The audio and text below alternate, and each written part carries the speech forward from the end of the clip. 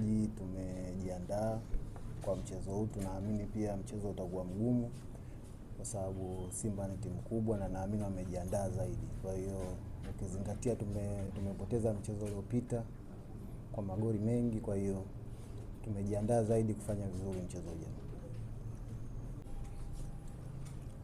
Naamini kila timu inakuwa na plani sehemu wanapokuwa wanacheza.